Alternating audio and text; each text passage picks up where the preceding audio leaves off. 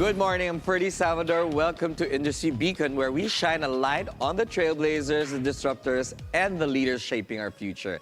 And in each episode, we explore how they're staying ahead in their fields, one industry at a time. This morning, we take a closer look at hospitality and gastronomy with a leading player in the industry. Riesa Management has been known for its luxe boutique hotels and restaurants with a promise of crafting a unique experience for every guest. By putting a premium on top-notch service, with us today, the owner and the driving force behind the Management Incorporated called Riesa, Carmen Lhuillier. Did I pronounce it correctly? Riesa. Riesa, I'm sorry. Yeah, no, it's okay. Riesa. Thank you for having me, Ferdi. Thank you so much, Carmen. I know you're super busy flying in and out of the city, and I know you're still jet lagging. You had just arrived. So, tell me, Carmen, how did you start this business? Well, it started as a passion project between me and my husband. Yeah. We started with our first property, which is Cala Laia in Batangas. Yes, Laia, Laia, Batangas. yeah. It started when my husband, who loves fishing, fishes there a lot, and he always liked the area, the people. So when he chanced upon this property, he was lucky enough to get it, and we were initially going to open just a home for ourselves there, so it wouldn't be so hard for him to travel from Manila to Laia, which is about 2 hours away. But why do you guys? So Why do you keep going back to Batangas? Is it you have a favorite activity there before finding the property? I honestly just really like the vibe of the area. Yes. It's very tranquil. It's very quiet. It's nature-oriented. You see a lot of wildlife there, and yeah, I mean, I think it's just really tranquil and relaxing. I heard that you and your husband like fishing. I don't like fish. My husband does, not me. Oh, is that the I don't think reason I've ever why you gone chanced fishing. upon the property? Yeah. Oh, That okay. was why he saw it, and it was actually one of their jump-off points to fish. Oh, okay. Yeah. So that's a great stroke of love. But obviously, when you were telling me about starting Cala Laia, you had just given birth. At that point, you already had a child, 3 years old, and Yes. then you had an infant, months old. Yeah. So when we first started with the concept, the design, everything, I think I was still pregnant at the time. Oh my goodness. And when they started building, I had given birth, and yeah, so I would be going back and forth. I would just go for the day sometimes just to check on everything, and if not, and I'd be like pumping in the sun. Well, you got to do what you got to do. Actually, Of my course. colleague, Rain Musngi, told me earlier that, women are the most creative when they're actually pregnant. So I guess it worked out for you. I guess it did in this sense. But Yeah. what makes Cala Laia unique in the hospitality world? I think it's our people and the service that we provide. We really try to make it as personal as we can, because it's not a big resort. It's boutique. We started off with 15 rooms, 15 casitas, and we made it in a sense where each casita has a distance between each other. So you feel like you're alone in your own private beach home. But you still get the service that you need, and and I think that's what keeps our guests coming back. Yeah, I'm looking because we're showing footage right now of the beautiful property. I noticed that it's not a regular resort structure, right? Yeah. So why did you think of this? It looks very distinct. So our architect, we worked with a good architect called Don Lino. The concept also was kind of like a brainchild, like for my husband. He wanted it initially to be, he wanted it to have a structure that could withstand typhoons, because it's in that a lot belt. of typhoons go through that area, yes. Yeah. So we were thinking about how we could do that. Also, logistically, bringing everything in, because there are smaller roads to get to it, which kind of adds to the charm, that it feels like you're really going to a destination. So we decided to make it the structure and the way it is so that it could withstand some of the elements. Yeah. But in their particular area, there's a lot of private homes that, the owners put up for, for short-term rentals, a couple of nights or a week, stuff like Airbnb. Yeah.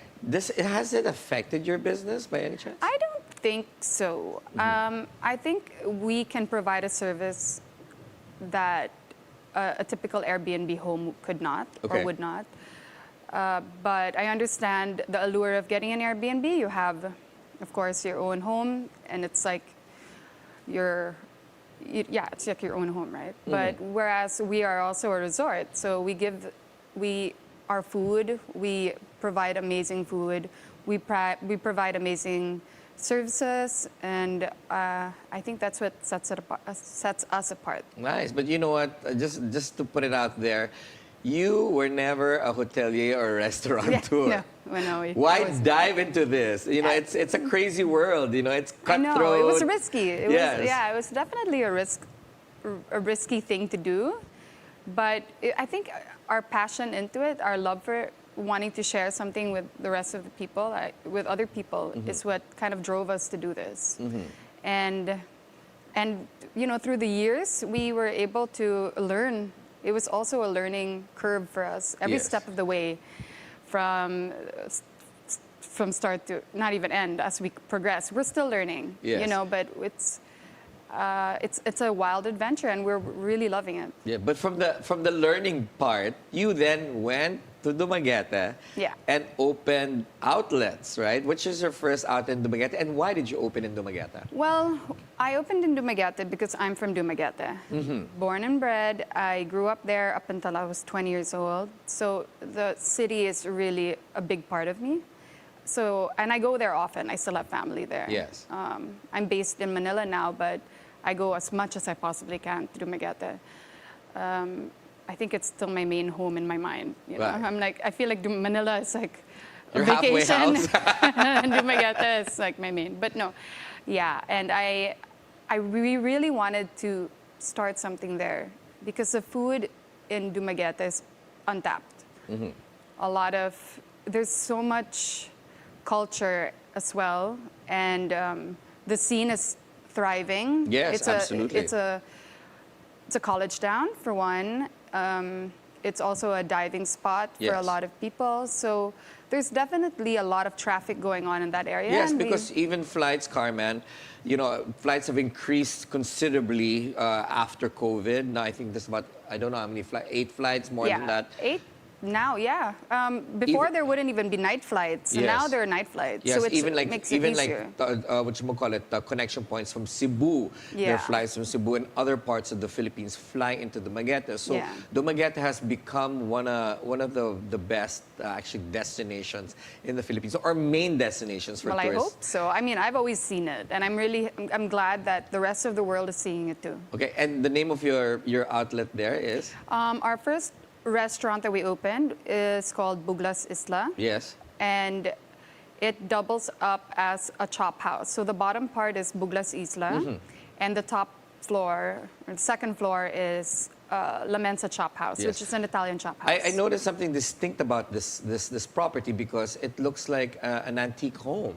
Yes, it's a heritage home, actually. Oh, it's a heritage home. All right. Yeah, so it was originally in Baez City, which is an hour away, and which is where I actually grew up. Okay. I'm like a farm girl. Yes. I lived in the farm for a while, and it was originally there, but my uncle actually owned the house, and it was his ancestral home, and he was selling it. Okay. He was selling the property, if I'm not mistaken, but then we really took interest in the house because it's beautiful. Yes. And it was well preserved, and it had so much memories, especially to my cousins who lived there. So we decided to get the house, and we dismantled it. Dismantled and it was transported hard. And transported it and reassembled it in the property of Dumaguete. Yeah. Again, from a person that just dove into the restaurant and resort business, now assembling a heritage home that was a in tough another one. city. Yeah. But I think I can see a trend here wherein you like to take on projects that you've never otherwise would have thought that you can handle. Yeah, but it's so worth it though. Yes. Seeing how it prospers and how people love it and appreciate it as much as we do, it's all that matters. Yes, and then of course the success of your restaurant and the heritage home. Yeah. You have then decided to open a main hotel also in the Dumaguete. Yes. It's in the same property. So what makes Buglas Isla, the restaurant, and La Mensa different is that it's way inside the property, so you have to drive into a driveway, and it gives you an allure that you are not anymore in the city. It feels like you are somewhere else. It transports you. And I think that's what the vibe and why people gravitate towards it. And the hotel itself is by the road. What's the name, sorry? The hotel, guess what it is? Hotel Dumaguete. Hotel Dumaguete, creative. But did you guys you and your husband build the hotel because of the demand of tourists coming in? There is definitely a demand. Like I said, it's a thriving city, and we felt that we needed something that was close to our restaurants as well. So it's just walking distance, and it's in a main part of the city as well. Okay, and how's the experience been? Obviously, you've got, now I've already counted 3 main properties, and you guys are still expanding. But it seems like where you expand, you've got an affinity to the area at least. Yes, we do grow an affinity to it because, I mean, we love what we do, and it really inspires us to continue, right? Yes. Aside from Hotel Dumaguete, it's a 28-bedroom hotel with a deli in the bottom called Piapi Deli, which is the name of the street, Piapi. Piapi. Yeah, so we have that. Carmen, sorry to cut you off. We're going to talk about that. We're going to take a quick break. Industry Beacon, we'll be right back. Stay with us here on the Bilyonaryo News Channel.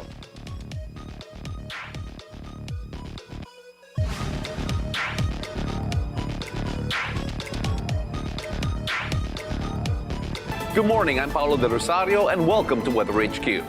Today's headlines. The world's largest solar battery storage facility project is underway here in the country. The enactment of the Ligtas Pinoy Centers Act is expected to provide safer space, and the deadline for the mandatory evacuation of residents in Mount Canlaon's permanent danger zone has lapsed. 18,475 persons have already been evacuated. Whatever the weather, only here on BNC, the Bilyonaryo News Channel. Good morning, I'm Mikey Oreta, and you're watching Basis Points, where we dive deep into the numbers and the stories that drive our economy and shape our world. The Securities and Exchange Commission gets tough on delinquents. 81 billion pesos in smuggled goods seized. Cash remittances reached nearly $3.1 billion, up 2.7% year on year. We were able to breach already our year-end target of 200 billion. This is a new golden age for Bitcoin. And that's it for Basis Points. Dear friends, we're inviting you to the Advent recollection of the Word Exposed and the Jesuit Communications Foundation to be aired on Bilyonaryo News Channel. See you there. The theme is Abound in Hope.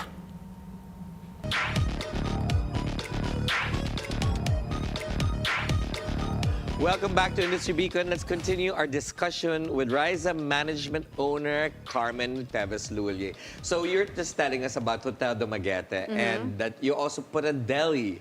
So another feather in your cap, a deli. It's not an easy business because that's now retail, right? Yeah. So why a deli? Well, a deli is because mainly it's for our guests to have breakfast and their meals, but also it's open to the public. We make our own bread from scratch. We make our own pastries. Our pies, we're known for our pies. Great coffee we get from local sources. You know, we really try to do it ourselves. Right. You know. And from there, where have you guys expanded to now? Well, aside from there, we also manage a hotel in Baez. Okay. which will be opening this December. But we've had the restaurant up and running for a year now, and I grew up eating in this restaurant. Wow. So, yeah. Full circle. Yeah, I know. So when we were talking about taking on this project, I loved it because it was very nostalgic to me. You know, being able to reinvent, or not so much reinvent, but be able to show what about this restaurant I loved so much growing up as well. Carmen, you have been operating for a little over 5 years, right? A little bit, yeah, about, I would say like 6, 7 years now. Yeah. And now, in those short 6, 7 years, you're now into management. Yeah. So that's another, wow, you guys keep adding to the layers. What about expansion in Metro Manila or other provinces? Well, we decided, thank you for asking, actually, we do have a restaurant. We have expanded already. We have our first restaurant of Buglas Isla in Arcovia in Pasig. Okay. Yeah. And we opened the restaurant there, and we just really wanted to be able to bring the love for the food of Dumaguete to the metro. I feel like it's so untapped. Nobody has really kind of focused on Dumaguete food because, you know, generally you hear about Cebu and lechon Yes. and bacolod and chicken Yes. and kansi, and which are all amazing food, and it can be appreciated by all because, you know, it's being offered everywhere already. Yes. Whereas Dumaguete food cuisine has not really been tapped or hasn't been offered too much in the metro. But you know, when did you realize that you actually now have a chain? I still don't realize. It still hasn't hit It hasn't me. sunk in Yeah. yet, but you do have a chain, and you're now a major player. Yeah. In this hospitality category and F&B, Yeah. right? So, how do you manage all these businesses, even managing a hotel? Oh, wow. We have an amazing team behind it. One of our head, his name is Anthony Raymond. Mm-hmm. He has been so amazing for us and for the growth of our company. And he really has brought his international experience because he went to school in Paris, trained under Michelin star chefs, lived in LA, worked in Beverly Hills Peninsula for 10 plus years, and he was able to bring all of that experience, and he helped us grow. Aside from that, we have people all around us. It's really, it takes a village, but it's more like a family. And I would say it more helps. than a village, because with all the outlets you've had, I'm already counting how many hundreds of people actually work in your company. I mean, from a passion project, from your husband looking at his favorite fishing spot, to all these outlets. I mean, I've counted about 8 restaurants now. Yeah, I would say, because we also have bars, and we have one more. Bars, okay. Yeah. Yes, in Dumaguete we have 2 bars that are open. On top of the hotel is a rooftop bar called the Pawn Shop, and another bar called La Mensa Bar, which is actually outdoors, and it kind of gives Do I you have to deposit something the at the vibe. pawn shop before getting a beverage? No, you don't, but you should though. You know, it's not a must, but it's appreciated. What about dream collaborations, and where do you want to expand your this conglomerate to? Well, we're actually opening another restaurant in Westgate in Alabang. Another Buglas Isla and La Mensa. So it's kind of a tie-up between both. Yes. And it's a 2-floor restaurant, and it's opening December. And aside from that, of course, we have a lot of dream locations in mind. Like what? Tell me top 3. Siargao would be one. Another one would probably be Palawan, somewhere there, maybe El Nido. I feel like it has the same vibe we're looking for. And if I were to choose the third one, I mean, Siquijor maybe would be nice. Lovely. Yeah. So you're only concentrating in the Philippines. Have you ever dreamed of, or thinking, or planning to open around the Asian region? one step at a time. Well, knowing your track record, I mean, 7 years you guys have fully expanded to all these bars, restaurants, resorts, and hotels. I mean, I wouldn't be surprised that you're going to open one, let's say, in Thailand, Indonesia, Malaysia, or Singapore. Wow, that would be the dream, hopefully. I mean, let's dream big, right? It's free. And do you plan to expand Kalalaiya Kalalaiya, in different locations? Yes, but yes, or you we do. plan to do another brand for those top 3 destinations? Right now, we're actually in our planning stage at the moment. We're seeing where that'll take us. But please stay tuned. I mean, I'm sure the future's bright. So I'm pretty sure we'll be able to show you guys that we are going to be expanding. But how does one break into this industry? I mean, you told us how you did it, but how would you explain it or suggest to a person who's dreaming to have a business like yours break into the industry? Well, for one, you need a dream to have, a concept in mind, something that you are truly passionate about doing. And I think that's what drives you. And you need to have a good support around that. And you need the right people. Because I think that's what takes you a bit further. When you were starting the business and up to now, were you hands-on on every single aspect? Let's say the service, the production, even in the kitchen, even construction. Do you have to be hands-on to make it a success? In the beginning, I was, especially with Kalalaiya. Me and my husband were very hands-on. We really wanted it to work. We really wanted the people to appreciate everything that we were doing. But then the more people that came aboard and were able to help us, and they had all the experience that we needed, that's when we kind of, stepped back a bit and actually truly appreciated it and enjoyed the properties and the hotels. And were you everything. ever afraid that it might not work? All the time, of course. So what was your doomsday scenario? If it didn't work, what are you going to do to it? Especially, let's say, Kalalaiya. We have a nice beach house now. Invite friends over. We have room. We have room for 80 now. Yeah. But no, hopefully it never comes down to that or comes up to that. So I really believe that it does work because the people that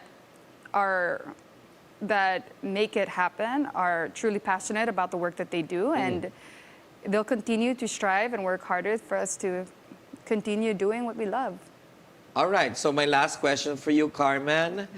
What's your biggest mistake? My biggest mistake was thinking that we could do it all and not asking for help. And I think that is one thing that you need to kind of realize that you are not capable of doing everything, and it is okay, and in fact it's needed that you should get the help that you need and learn, never stop learning. Don't think that you know it all. Everything has room for improvement. Well, there's no shame in asking for help. This is why you and the company and your husband are a success in this field. Thank you so much. Thank you so much, Carmen, for joining us this morning. Thank you, Ferdi. I appreciate it as well. And that is it for today's show. I am Ferdi Salvador. Catch the Bilyonaryo News channel on Free TV Channel 31 and on cable via Cignal Channel 24. Thanks for watching the Bilyonaryo News channel. Always on top.